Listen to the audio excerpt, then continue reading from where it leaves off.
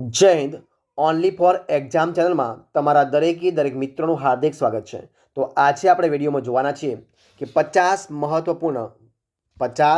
મહત્વપૂર્ણ જનરલ નોલેજના પ્રશ્નો ભાગ નંબર 12. મિત્રો, મેં સ્પેશિયલ તમારા માટે 1500 મહત્વપૂર્ણ જનરલ નોલેજના મિત્રો જે પ્રશ્નો છે એની એક પીડી ફાઇલ બનાવી છે અને એમાંથી દરરોજ તમારી સમક્ષ 50 પ્રશ્નો મૂકવાનો પ્રયત્ન કરું છું. તો આજે ભાગ નંબર 12 છે. વિડીયો પૂરેપૂરો જોજો કે જે ગુજરાતની કોઈ પણ આવનારી સ્પર્ધાત્મક પરીક્ષાની અંદર મિત્રો તમને સામાન્ય જ્ઞાન, ગુજરાતી સાહિત્ય જે મિત્રો પ્રશ્ન પૂછાય છે તો એમાં તમને ખૂબ જ મદદરૂપ થઈ શકશે. તો શરૂઆત કરીએ આપણે વિડીયોની. પ્રશ્ન એક તમારી સમક્ષ છે. ગુજરાતનો કયો પ્રદેશ સૌથી હરિયાળો છે? જો જવાબ મિત્રો આવશે દક્ષિણ ગુજરાત. ગુજરાતનો સૌથી જો હરિયાળો પ્રદેશ હોય તો એ છે દક્ષિણ ગુજરાત છે. ગુજરાતમાં કયોના ઘઉં વખણાય છે? તો મિત્રો ભાલ પ્રદેશના. કયા પ્રદેશના? ગુજરાતમાં ભાલિયા ઘઉં એટલે કે ભાલ પ્રદેશના ઘઉં વખણાય છે, જે ભાલિયા ઘઉં તરીકે ઓળખાય છે, જે ભાલ પ્રદેશના વખણાય છે. પ્રશ્ન આગળ જોઈએ કે પાછા ફરતા મોસમી પવનોની ઋતુ ગુજરાતમાં કયા મહિનામાં આવે છે? તો મિત્રો એ આવે છે ઓક્ટોબર અને નવેમ્બરમાં. ક્યારે આવે છે? ઓક્ટોબર અને નવેમ્બર મહિનામાં. પ્રશ્ન આગળ, સાબરમતી નદીનું ઉદ્ગમ સ્થાન કયું છે? તો ઢેબર સરોવર, જે રાજસ્થાનમાં આવ્યું છે. શું છે? સાબરમતી નદીનું ઉદ્ગમ સ્થાન છે ઢેબર સરોવર, જે રાજસ્થાનની અંદર આવેલું છે. ક્યાં આવ્યું છે? રાજસ્થાનમાં આવેલું છે. પ્રશ્ન આગળ જોઈએ આપણે.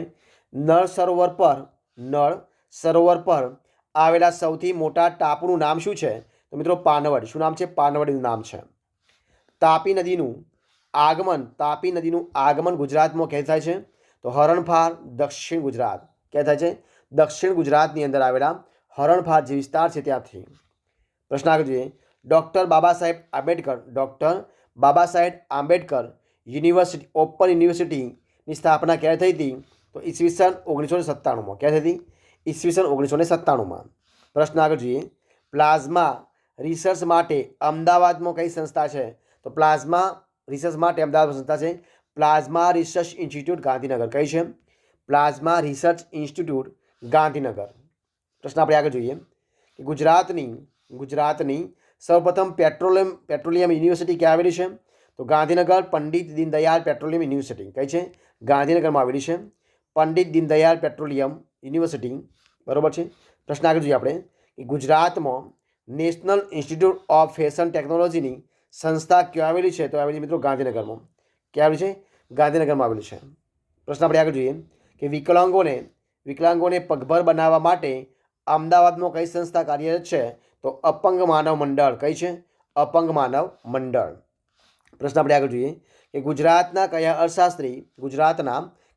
અર્થશાસ્ત્રી લંડન સ્કૂલ ઓફ ઇકોનોમિક્સમાં નિયામક હતા? તો આવશે ડૉક્ટર આઈજી પટેલ. કોણ હતા? Doctor IG Patel. પ્રશ્ન આગળ જોઈએ આપણે કે ભારતના ભૂતપૂર્વ રાષ્ટ્રપતિ અને ટેકનોક્રેટ ડૉક્ટર એપીજે અબ્દુલ કલામને અવકાશ વિજ્ઞાન ક્ષેત્રે પ્રેરણા પૂરી પાડનારા ગુજરાતી વૈજ્ઞાનિક કોણ હતા? તો એ હતા ડૉક્ટર વિક્રમ સારાભાઈ. કોણ હતા? ડૉક્ટર વિક્રમ સારાભાઈ. આગળ જોઈએ. હરિજન સેવક સંઘની સ્થાપના કોને કરી હતી? તો ગાંધીજી. મિત્રો કોને કરી હતી? ગાંધીજીએ કરી હતી. પ્રશ્ન આપણે આગળ જોઈએ કે રંગ અવધૂત મહાજનનો જન્મ ક્યાં થયો હતો? તો એ થયો હતો ગોધરામાં. ક્યાં થયો હતો? ગોધરા. પ્રશ્ન આગળ જોઈએ કે કાયદાનું શિક્ષણ આપતી ગુજરાતની જૂની અને જાણીતી સંસ્થા કઈ છે? તો શ્રી એલ એ શાહ. કઈ છે? Shri L A Shah college. Shri L A Shah law college Ahmedabad. કઈ છે? Shri L A Shah law college Ahmedabad. પ્રશ્ન આગળ જોઈએ. ગુજરાતમાં કન્યાઓ માટેની સૌપ્રથમ પોલિટેકનિક મિત્રો કઈ છે? પોલિટેકનિકની શરૂઆત ક્યાં થઈ હતી? તો અમદાવાદ ઈસવીસન 1964માં. અમદાવાદમાં ઈસવીસન 1964ની અંદર. ગુજરાતની પ્રથમ લો કોલેજ કોણે શરૂ કરી હતી?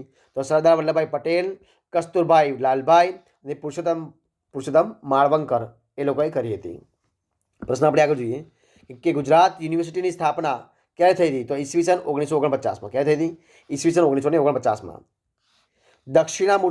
દક્ષિણામૂર્તિ યુનિવર્સિટીના પ્રથમ ડાયરેક્ટર કોણ હતા? તો હતા નાનાભાઈ ભટ્ટ. કોણ હતા? નાનાભાઈ ભટ્ટ. પ્રશ્ન આગળ જોઈએ આપણે કે બર્બરક જિષ્ણુ અને અવંતીનાથ જેવા બિરુદો કયા પ્રસિદ્ધ રાજવીએ મેળવ્યા હતા? તો સિદ્ધરાજ જયસિંહ. કોણે? સિદ્ધરાજ જયસિંહે. પ્રશ્ન આગળ જોઈએ કે કયા ગુજરાતી નેતાને ભારતના વડાપ્રધાન બનવાનું બહુમાન મળ્યું હતું? તો મોરારજી દેસાઈને. મિત્રો કોને મળ્યું હતું? મોરારજી દેસાઈને સૌથી પહેલાં મળ્યું હતું. અત્યારે કોણ છે? અત્યારે જે વડાપ્રધાન છે આપણા ગુજરાતના છે, બરોબર છે, નરેન્દ્રભાઈ મોદી. પ્રશ્ન આગળ જોઈએ કે ભારતીય સ્ટીલ ઉદ્યોગના પ્રણેતા જમશેદજી તાતાનો જન્મ ક્યાં થયો હતો? તો નવસારીમાં. ક્યાં થયો હતો? નવસારીમાં. સંત પુનિત મહારાજની ગ્રંથ શ્રેણીનું નામ શું છે? તો જ્ઞાન ગંગોત્રી. શું નામ છે? જ્ઞાન ગંગોત્રી. વાલિયા લૂંટારામાંથી વાલ્મીકી ઋષિ બન્યા તેમ કચ્છમાં કયા લૂંટારાએ પછીથી સંત તરીકે ખ્યાતિ મેળવી હતી? તો જેસલ જાડેજા. કોણે? જેસલ જાડેજા. ગુજરાતનો સૌપ્રથમ મુસ્લિમ સૂબો કોણ હતો? તો તાતાર ખાન. કોણ હતો? તાતાર ખાન. ગુજરાતમાં વેદ મંદિરોના સ્થાપક કોણ હતા? તો સ્વામી ગંગેશ્વરાનંદજી. કોણ હતા? સ્વામી ગંગેશ્વરાનંદજી. પ્રશ્ન આગળ જોઈએ કે ઇંગ્લેન્ડ જનારા સૌપ્રથમ ગુજરાતી સાહિત્યકાર કોણ હતા? તો મહિપતરામ નીલકંઠ. કોણ હતા? મહિપતરામ નીલકંઠ. પ્રશ્ન આગળ જોઈએ આપણે કે ગાંધીજી યુવા કાળે દક્ષિણ આફ્રિકામાં કઈ કંપનીની તરફેણમાં કેસ લડવા ગયા હતા? તો દાદા અબ્દુલ્લા એન્ડ કંપની. કઈ આવશે? દાદા અબ્દુલ્લા એન્ડ કંપની. પ્રશ્ન આપણે આગળ જોઈએ કે સુરત પાસે કયો દરિયા કિનારો પ્રખ્યાત છે? તો મિત્રો ડુમ્મસનો. કયો છે? ડુમ્મસનો. પિરોટન ટાપુ સૌરાષ્ટ્રના કયા જિલ્લામાં આવેલા છે? તો જામનગર. ક્યાં આવેલું છે? જામનગરની અંદર. પ્રશ્ન આપણે આગળ જોઈએ કે જૂનાગઢમાં ઉપરકોટમાં કઈ વાવ જોવાલાયક છે? તો અડીકડીની વાવ. કોની છે? અડીકડીની વાવ. દક્ષિણ ગુજરાતમાં કયું હવા ખાવાનું સ્થળ આવેલું છે? તો સાપુતારા. કયું આવેલું છે? સાપુતારા.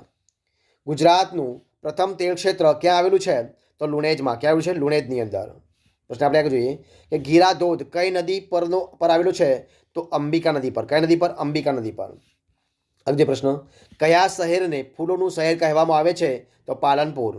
કોને મિત્રો? પાલનપુરને.